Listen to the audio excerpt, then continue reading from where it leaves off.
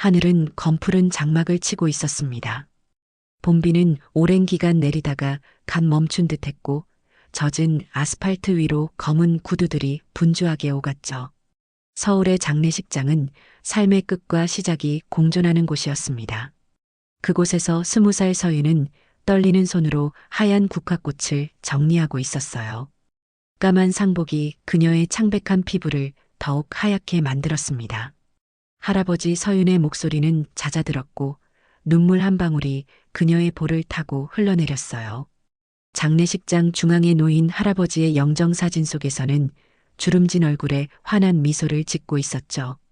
그것이 서윤에게는 더 가슴 아픈 일이었습니다. 갑작스러운 교통사고, 누구도 예상하지 못했던 이별이었어요. 서윤은 16해 전 요트 사고로 부모님을 모두 잃었습니다. 그때부터 할아버지와 단둘이 살아왔죠. 할아버지는 부모의 빈자리를 채우려 그녀에게 모든 것을 아낌없이 주셨어요.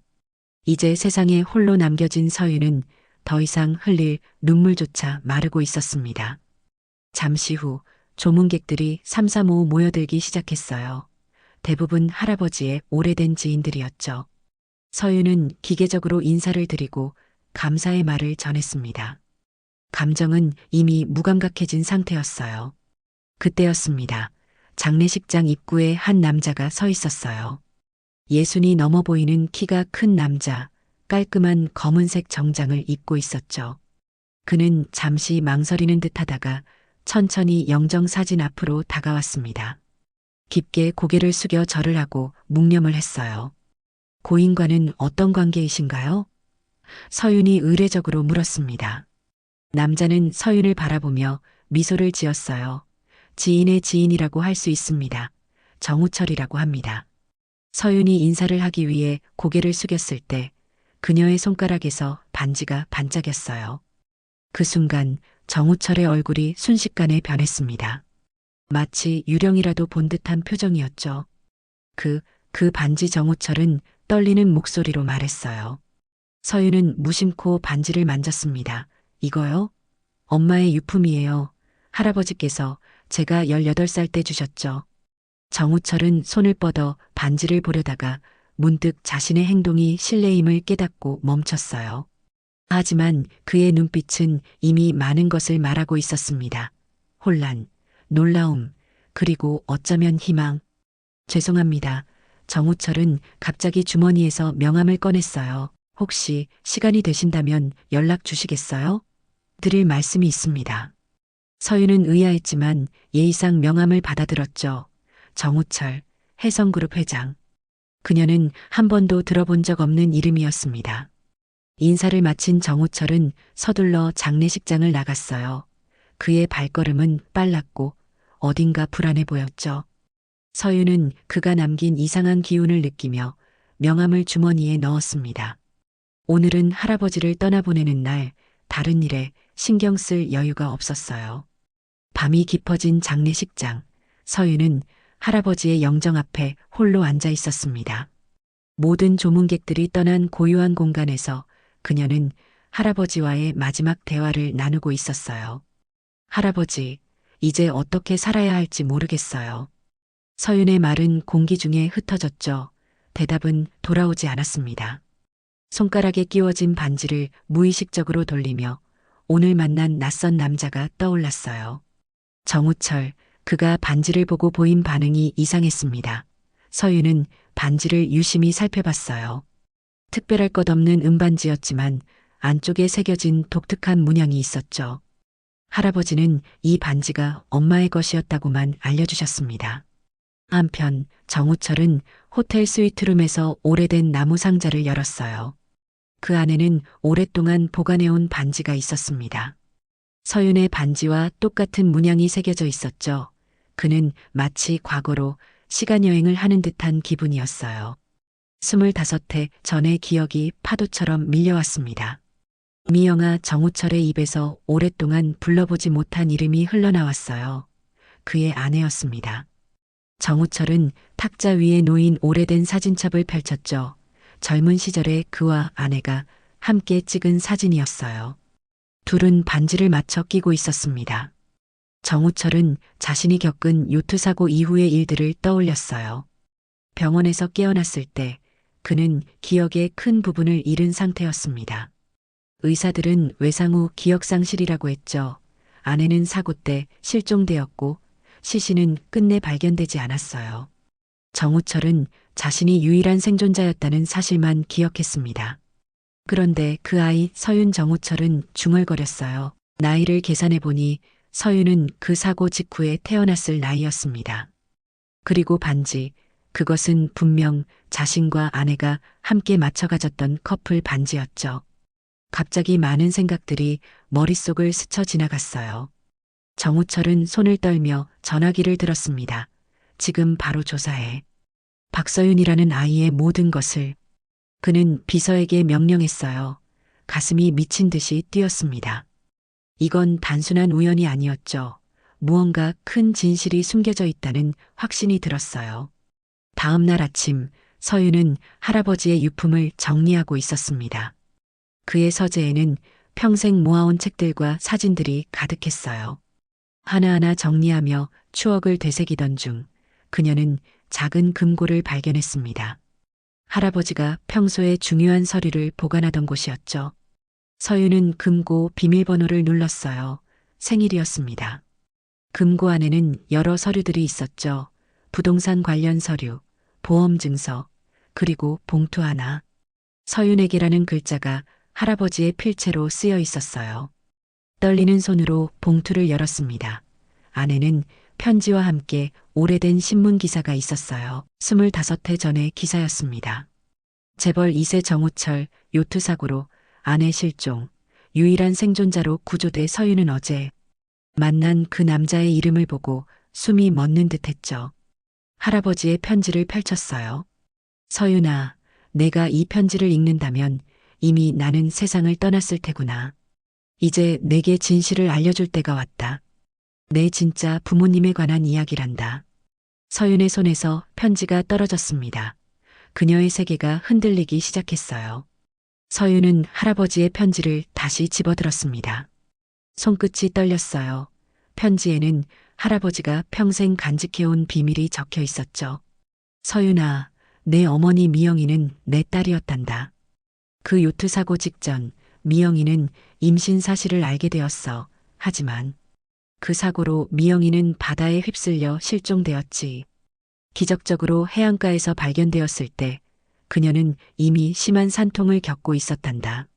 내가 태어난 직후 미영이는 끝내 눈을 감았어. 서윤의 눈에서 눈물이 흘러내렸습니다. 할아버지는 계속 적고 있었어요. 정우철은 사고로 기억을 잃었고 병원에서는 그에게 아내의 죽음과 내 탄생 소식을 전했지만 그는 모든 것을 거부했단다.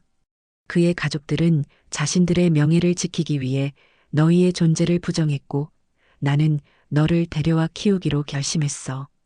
편지는 계속되었죠. 정우철은 시간이 지나 성공한 사업가가 되었지만 과거의 기억은 되찾지 못했단다. 나는 그에게 진실을 알려줄 기회를 찾고 있었어. 하지만 내 시간이 다 되어버렸구나. 이제 내가 진실을 찾아야 할 때야. 그 반지는 너희 부모님의 커플 반지였단다. 용기를 내렴. 내 소중한 손녀야. 서윤은 숨을 깊게 들이마셨어요. 머릿속이 혼란스러웠습니다. 그렇다면 어제 장례식장에 온 정우철은 그녀의 아버지였단 말인가요? 할아버지는 왜 지금까지 말하지 않았을까? 수많은 질문들이 머릿속을 맴돌았죠. 그날 저녁 정우철은 비서로부터 조사 결과를 받았습니다.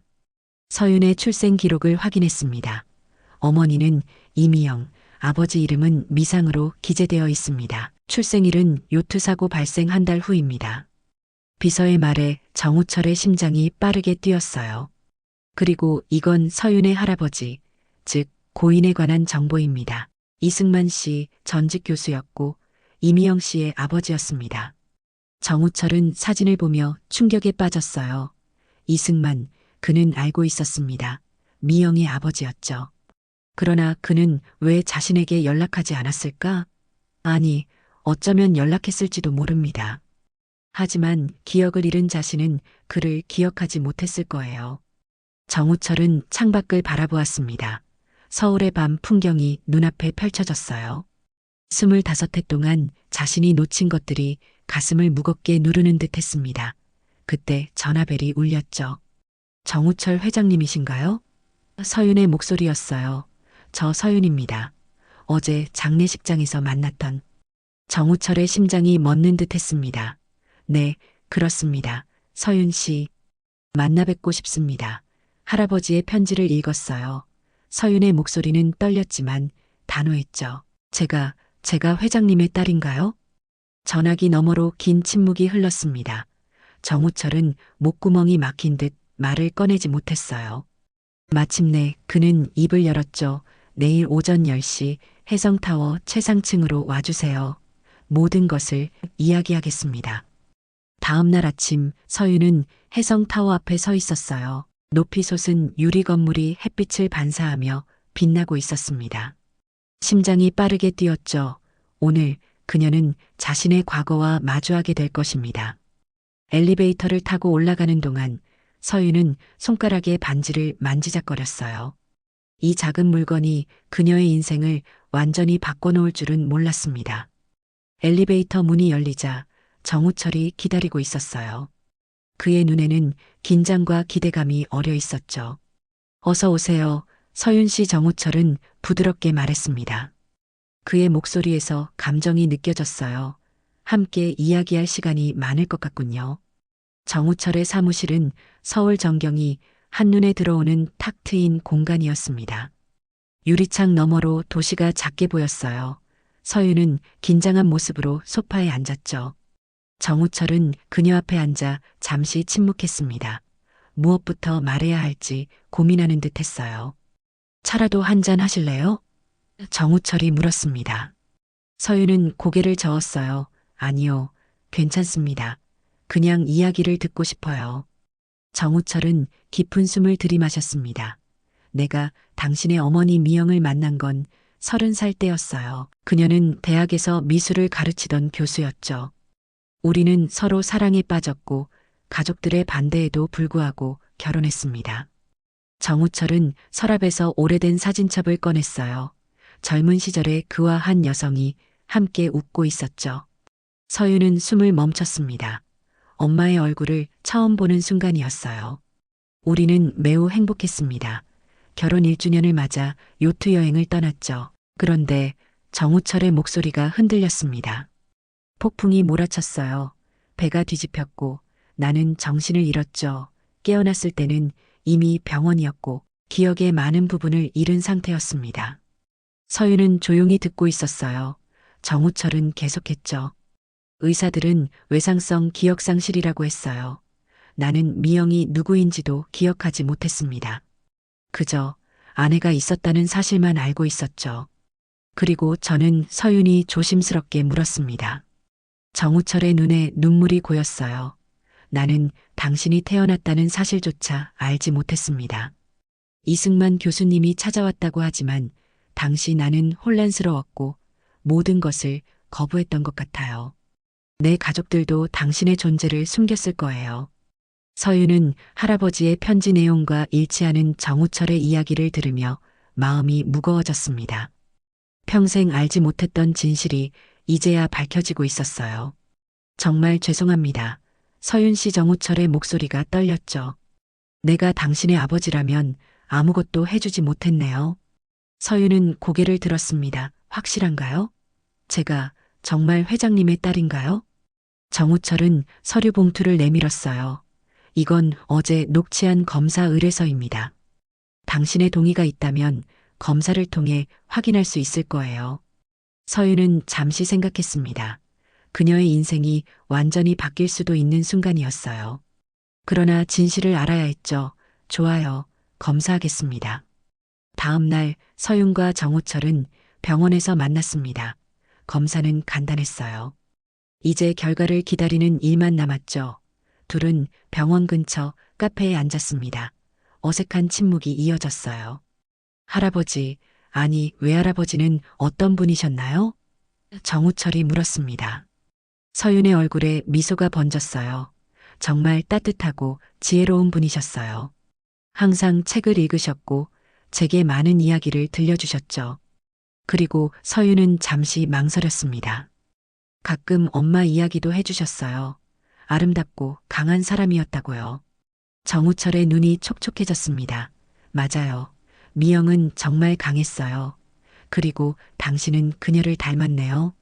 대화를 나누는 동안 서윤은 갑자기 어지러움을 느꼈어요. 잠시 후 식은땀이 흘렀죠. 정우철이 걱정스럽게 그녀를 바라봤습니다. 괜찮으세요? 정우철이 물었어요. 서윤은 미소를 지었습니다. 네, 괜찮아요. 요즘 좀 피곤해서 아마 스트레스 때문일 거예요. 하지만 갑자기 서윤은 앞이 캄캄해졌어요. 그녀의 몸이 의자에서 미끄러졌고 정우철은 급히 그녀를 붙잡았습니다. 서윤 씨, 서윤 씨. 정우철의 다급한 외침이 들려왔지만 서윤은 이미 의식을 잃고 있었어요. 그녀의 마지막 생각은 이제 겨우 아버지를 찾았는데 였습니다. 하얀 천장이 서윤의 눈에 들어왔습니다. 병원 특유의 소독약 냄새가 코끝을 자극했어요. 머리가 무겁게 느껴졌죠. 서윤은 천천히 주변을 살폈습니다. 병실이었어요. 창가에 정우철이 앉아 있었습니다. 그는 깊은 생각에 잠긴 듯 했죠. 물서윤이 희미하게 말했어요. 정우철은 놀라 고개를 들었습니다. 서윤 씨, 정신이 들었군요. 그는 서둘러 물을 따라 건넸어요. 의사를 부를게요. 잠시만요. 서윤이 그를 붙잡았습니다. 제가 왜 여기 있는 거죠? 정우철의 얼굴이 굳어졌어요. 당신이 갑자기 쓰러졌습니다. 의사들이 검사를 했는데. 그는 말을 멈추었죠. 눈빛이 불안해 보였습니다. 의사가 병실에 들어왔어요. 박서윤 씨 깨어나셨군요. 기분이 어떠세요? 어지럽고 몸이 무거워요. 서윤이 대답했습니다. 무슨 일이 있었던 거죠? 의사는 차트를 확인했어요. 서윤 씨, 완전한 검사 결과가 나오기 전이지만 혈액 검사에서 백혈구 수치가 비정상적으로 높게 나왔습니다. 추가 검사가 필요해요. 서윤의 심장이 빠르게 뛰었습니다. 그게 무슨 의미인가요? 의사는 조심스럽게 말했어요. 아직 단정할 수는 없지만 백혈병의 가능성이 있습니다. 정확한 진단을 위해 골수 검사를 해야 해요. 서윤은 침대에 기대앉았습니다. 갑자기 숨쉬기가 어려워진 것 같았어요. 백혈병이라고요? 정우철은 옆에서 그녀의 손을 잡았죠. 함께 이겨낼 겁니다. 내가 곁에 있을게요. 이후 며칠 동안 서윤은 여러 검사를 받았습니다. 골수 검사, 추가 혈액 검사, 그리고 다양한 영상 검사들이었어요. 정우철은 하루도 빠짐없이 병원을 찾았죠. 그는 자신의 일정을 모두 미루고 서윤 곁을 지켰습니다. 마침내 결과가 나왔어요. 주치의는 심각한 표정으로 둘을 불렀습니다. 급성 골수성 백혈병입니다. 안타깝게도 이미 상당히 진행된 상태예요. 서윤은 마치 시간이 멈춘 것 같았습니다. 20살, 이제 막 인생을 시작하려던 순간이었어요. 그리고 이제 막 아버지를 찾았는데 치료 방법은요? 정우철이 물었습니다. 항암 치료를 시작해야 합니다. 하지만 현재 상태로는 완치가 어려울 수 있어요. 가장 효과적인 방법은 골수 이식이죠. 의사가 대답했어요. 정우철은 지체 없이 말했습니다. 제가 검사받겠습니다. 제가 그녀의 아버지니까 일치할 가능성이 있겠죠? 의사는 고개를 끄덕였어요. 부모는 좋은 기증자 후보입니다. 검사를 진행하겠습니다. 검사 결과는 놀라웠죠. 정우철과 서윤의 인간 백혈구 항원 HLA 높은 수준으로 일치했습니다. 마치 운명이 그들을 다시 연결시킨 것 같았어요. 이식 수술을 진행할 수 있습니다. 의사가 말했어요. 하지만 먼저 서윤 씨의 상태를 안정시키기 위한 항암 치료를 시작해야 합니다. 서윤은 창밖을 바라보았습니다. 봄비가 내리고 있었어요. 그녀는 생각했죠. 이제 겨우 아버지를 찾았는데 또 이별해야 하는 걸까? 정우철은 서윤의 손을 꼭 잡았습니다. 내가 당신을 살리겠습니다. 25해 동안 아무것도 해주지 못했지만 이번엔 꼭 지켜내겠어요. 그날 저녁 서윤은 정우철에게 물었습니다. 검사 결과는 나왔나요? 제가 정말 회장님의 딸인가요? 정우철은 봉투를 내밀었어요. 검사 결과입니다. 확률 99.9%로 부녀관계입니다. 서윤의 눈에 눈물이 고였죠. 그것은 확신이었습니다. 그녀는 외로운 고아가 아니었어요. 아버지가 있었습니다. 아버지. 서윤이 처음으로 그를 부르자 정우철의 눈에서도 눈물이 흘러내렸습니다. 내 딸. 정우철은 서윤을 부드럽게 안았어요. 이제 우리가 함께 이 시간을 이겨낼 거야. 항암 치료가 시작되었습니다. 서윤의 몸은 약물에 반응하며 하루가 다르게 변해갔어요. 풍성하던 머리카락이 빠지기 시작했고 얼굴은 창백해졌죠. 하지만 그녀의 눈빛만은 여전히 강했습니다. 매일 밤 정우철은 병실에서 서윤과 함께 시간을 보냈어요. 아버지와 딸 25해 만에 나누지 못한 이야기들이 병실을 가득 채웠습니다. 어머니는 어떤 분이셨어요? 서윤이 물었죠. 그녀는 항상 엄마에 대해 궁금했습니다. 정우철은 미소를 지었어요. 미영은 정말 아름다웠어. 그냥 외모만이 아니라 그녀의 영혼이 빛났지. 그림을 그릴 때면 온 세상을 잊은 듯 했어. 그리고 웃을 때면 그는 잠시 말을 멈추었습니다. 내가 웃을 때 그녀와 똑같아. 서윤은 침대 머리맡에 놓인 사진을 바라봤어요. 정우철이 가져온 미영의 사진이었습니다. 서윤은 그 사진을 볼 때마다 신기했죠. 엄마의 미소가 자신과 닮았다는 사실이. 이식 수술은 언제 진행하나요? 서윤이 물었습니다. 의사 선생님이 내일 최종 검사를 하고 결정한데 정우철이 대답했어요. 내 몸 상태는 완벽해. 걱정하지 마. 서윤은 아버지의 손을 잡았습니다. 아버지, 만약 수술이 잘 안 되면. 정우철은 손가락을 서윤의 입에 대었어요. 그런 말은 하지 마. 반드시 성공할 거야. 그날 밤 서윤은 꿈을 꾸었습니다. 꿈속에서 그녀는 바다 위를 걷고 있었어요. 멀리서 한 여성이 그녀를 향해 미소 짓고 있었죠. 미영이었습니다. 꿈에서 깨어난 서윤의 얼굴에는 눈물이 흐르고 있었어요. 다음 날 아침 의사는 최종 검사 결과를 가지고 왔습니다. 이식 수술을 내일 진행하겠습니다. 정우철 씨의 상태는 기증자로 적합해요. 그리고 서윤 씨, 항암 치료 반응도 괜찮습니다. 수술 전날 밤 정우철은 평소보다 더 오랫동안 병실에 머물렀어요. 그는 서윤에게 자신의 어린 시절 이야기를 들려주었습니다.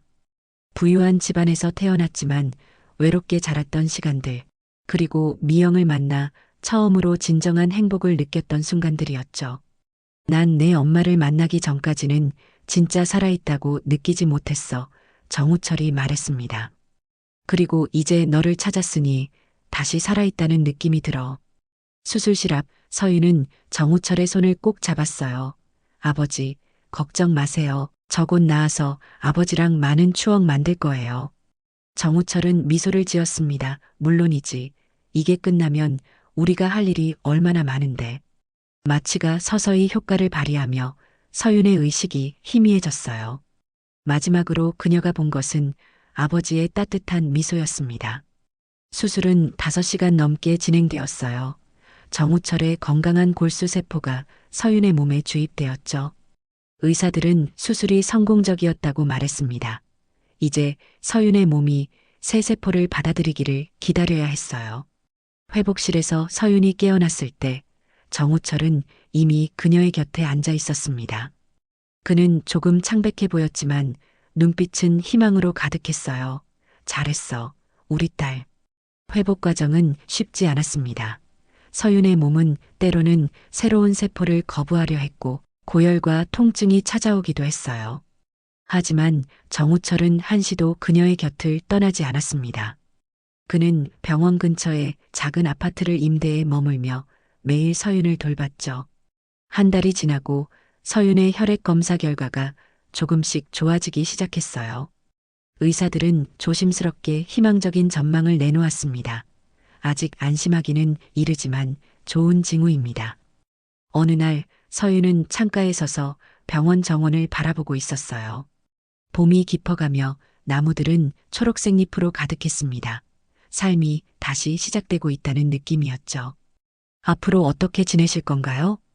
서윤이 물었습니다. 정우철은 잠시 생각했어요.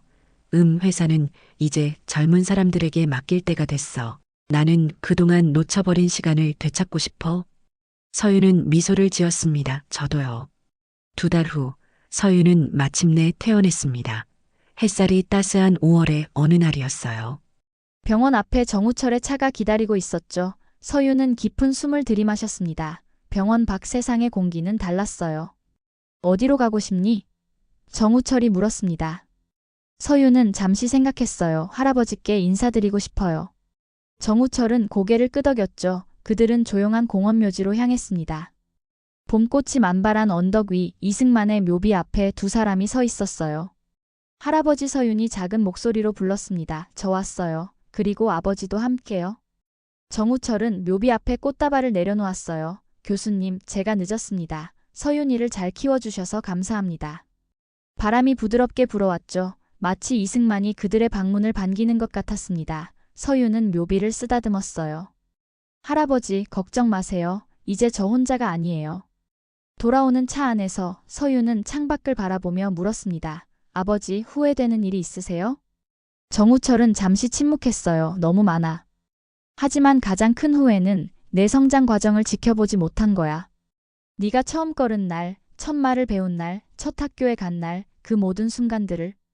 서윤은 아버지의 손을 잡았습니다. 이제부터 함께 많은 추억을 만들면 돼요. 정우철의 집은 한강이 내려다 보이는 넓은 펜트하우스였어요. 하지만 그곳은 차가운 느낌이었습니다. 가족의 온기가 부족했죠. 서윤이 처음 그곳에 들어섰을 때 그녀는 그 공허함을 느꼈어요. 좀 썰렁하지?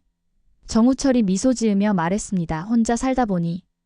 서윤은 주변을 둘러보았어요. 벽에 걸린 그림 한 점이 그녀의 시선을 사로잡았습니다. 바다를 그린 풍경화였죠. 이 그림. 내 어머니가 그린 거야. 정우철이 말했어요. 우리가 만난 첫 해에 선물 받은 것, 사고 후에도 이 그림만은 내 곁에 있었어. 서윤은 그림 앞에 오래 서 있었습니다. 엄마의 붓 터치를 느끼는 것 같았어요. 따뜻한 파도, 하늘의 색감, 모든 것이 생생했죠. 어머니의 그림이 또 있나요? 정우철은 그녀를 작은 방으로 안내했어요. 여기 있어. 내가 찾을 수 있는 모든 그림을 모았지. 방 안에는 미영의 그림들이 가득했습니다. 풍경화, 인물화, 추상화까지 다양했어요. 서윤은 그림들 사이를 천천히 걸으며 엄마의 영혼을 느꼈습니다. 어딘가에 자화상이 있었어요. 젊은 미영이 거울을 보며 그린 듯했죠. 이건 내게 주고 싶어. 정우철이 조그만 상자를 내밀었습니다. 안에는 반지가 있었어요. 서윤이 가진 것과 쌍을 이루는 반지였죠. 내 어머니의 것이야. 서윤은 반지를 조심스럽게 들어 올렸습니다. 안쪽에 새겨진 문양이 그녀의 반지와 정확히 맞아떨어졌어요. 함께하면 하나의 완성된 모양이 되었죠. 커플 반지였군요. 우리가 약속했어. 영원히 함께하자고. 정우철의 목소리가 떨렸습니다. 적어도 이제 그 약속의 일부는 지킬 수 있게 됐네. 그날 밤 서윤은 새 방에 누워 천장을 바라보았어요. 지난 몇 달 동안 그녀의 인생은 완전히 바뀌었습니다. 할아버지를 잃었지만 아버지를 찾았고 죽음의 문턱에서 돌아왔죠. 그리고 이제 엄마의 존재를 더 가깝게 느끼고 있었어요. 어머니 서윤은 작게 속삭였습니다. 저 여기 있어요. 아버지와 함께요. 그 순간 창문으로 달빛이 은은하게 비쳐 들어왔어요. 마치 누군가가 그녀를 지켜보고 있는 듯한 따스한 느낌이 들었습니다. 이튿날 아침 서윤은 정우철과 함께 아침 식사를 했어요. 아버지, 제가 나아지면 무엇을 하고 싶으세요? 정우철은 생각에 잠겼다가 미소를 지었습니다. 내가 원하는 것이라면 뭐든지. 저는 서윤이 말했어요. 어머니처럼 그림을 그리고 싶어요. 그리고 책도 좋아해요. 작은 도서관 같은 곳에서 일하고 싶어요. 여름이 지나고 가을이 깊어가고 있었습니다. 서윤의 건강은 날이 갈수록 좋아졌어요. 의사들은 놀라운 회복 속도라며 기뻐했죠. 정우철은 약속대로 혜성그룹의 경영에서 물러났습니다. 그는 이사회에 충분한 시간을 두고 은퇴 계획을 발표했어요. 정말 은퇴하셔도 괜찮으세요? 서윤이 걱정스럽게 물었습니다. 정우철은 밝게 웃었어요. 평생 일만 했어. 이제는 내 인생을 살 시간이야. 그리고 그는 잠시 말을 멈추었죠. 우리 가족을 위한 시간이기도 해. 서울 북쪽 조용한 주택가에 작은 건물이 있었습니다. 정우철은 그곳을 구입해 리모델링했어요. 1층은 아늑한 도서관으로 2층은 그들의 새 집으로 꾸몄죠. 도서관 한쪽에는 아트 갤러리 공간도 마련했습니다. 그곳에 미영의 그림들이 전시되었어요. 미영의 서재라는 이름의 이 작은 도서관은 금세 동네의 명소가 되었습니다. 서유는 매일 도서관에서 책을 정리하고 이웃들과 이야기를 나누었어요. 정우철은 종종 아이들에게 책을 읽어주기도 했죠. 그의 낮은 목소리로 들려주는 이야기는 아이들에게 인기가 많았습니다. 서유는 미술학원에 등록해 그림을 배우기 시작했어요. 처음에는 서툴렀지만 점차 실력이 늘어갔습니다. 그녀의 그림에는 어머니의 터치가 자연스럽게 묻어났죠. 정우철은 그녀의 첫 작품을 금액과 상관없이 구매하겠다는 사람들의 제안을 모두 거절했습니다. 그 그림은 도서관 가장 잘 보이는 곳에 걸렸어요. 어느 날 서유는 오래된 상자를 발견했습니다. 할아버지의 유품 중 미처 확인하지 못했던 것이었어요. 안에는 할아버지가 서윤의 어린 시절부터 모아온 사진들, 그리고 미영의 일기장이 있었습니다. 아버지, 이것 좀 보세요. 서윤이 정우철을 불렀어요. 그들은 함께 상자의 내용물을 살펴보았습니다. 미영의 일기장에는 그녀가 정우철을 만나 사랑에 빠졌던 순간부터 임신 소식을 알게 된 기쁨까지 모든 것이 적혀 있었어요. 마지막 페이지에는 태어날 아기의 이름을 서윤으로 짓기로 했다는 내용이 있었죠. 바다처럼 깊고 구름처럼 자유로운 아이가 되길 바라며 미영이 적어놓은 이름의 의미였습니다. 정우철의 눈에서 눈물이 흘러내렸어요. 내 어머니는 너를 정말 사랑했어. 서윤도 눈물을 흘렸습니다. 할아버지도, 아버지도, 어머니도 모두 저를 사랑해 주셨네요. 가을이 깊어가는 어느 날 그들은 함께 바닷가로 여행을 떠났어요. 그곳은 25해 전 정우철과 미영이 마지막으로 함께했던 곳이었습니다. 이제 그곳은 슬픔의 장소가 아닌 새로운 시작의 장소였죠. 바다를 바라보며 서윤이 말했어요. 이제 저는 더 이상 외롭지 않아요. 정우철은 딸의 어깨를 감싸 안았습니다. 나도 그래. 내가 내 인생에 들어와 준 것은 기적이야. 해변가에서 그들은 작은 종이배를 띄웠어요. 미영에게 보내는 편지를 써서 말이죠. 종이배는 서서히 수평선을 향해 나아갔습니다. 석양의 붉은 빛이 바다 위에 반사되어 아름다운 길을 만들었어요. 돌아오는 길, 서유는 호텔 로비에서 우연히 한 청년을 만났습니다. 그는 도서관에 종종 들르던 단골 손님이었어요. 두 사람은 반갑게 인사를 나누었고 함께 차를 마시며 이야기를 나눴죠. 정우철은 그들을 바라보며 미소 지었습니다. 딸의 새로운 인연이 시작되는 모습이었어요. 겨울이 오고 첫눈이 내리던 날 서유는 도서관 창가에 서서 하늘을 바라보았습니다. 그녀의 삶은 이제 새로운 장을 열고 있었어요. 건강은 완전히 회복되었고 미술 전시회를 준비 중이었죠. 그리고 그녀의 곁에는 든든한 아버지가 있었습니다. 정우철이 다가와 그녀의 어깨에 손을 얹었어요. 뭘 생각하고 있니? 미래요. 서윤이 미소 지으며 대답했습니다. 우리의 미래요. 그들은 함께 눈 내리는 풍경을 바라보았어요. 도서관 벽에는 서윤과 정우철의 사진이 걸려 있었습니다. 그들의 첫 가족 사진이었죠. 사진 속에서 두 사람은 환하게 웃고 있었습니다. 아버지 서윤이 불렀어요. 응. 정우철이 대답했습니다. 지금부터가 진짜 시작이에요. 우리 가족 서윤이 말했죠. 정우철은 고개를 끄덕였습니다. 그래, 우리 가족의 진짜 시작이야. 창밖으로 눈은 계속 내리고 있었고 도서관 안은 따뜻했습니다. 책장 사이로 미영의 그림이 보였어요. 그녀도 이 순간을 함께하고 있는 듯했죠. 이제 그들은 완전한 가족이 되었습니다. 잃어버린 시간은 되돌릴 수 없지만 앞으로의 시간은 그들의 것이었어요. 새로운 추억을 만들고 함께 웃고 때로는 함께 울며 진정한 가족이 되어가는 시간. 서유는 아버지의 손을 꼭 잡았습니다. 그녀의 손가락에는 어머니의 반지가 반짝였어요. 그것은 이제 단순한 장신구가 아닌 그들을 연결해준 소중한 인연의 증표였습니다. 그들의 이야기는 끝이 아닌 새로운 시작이었죠.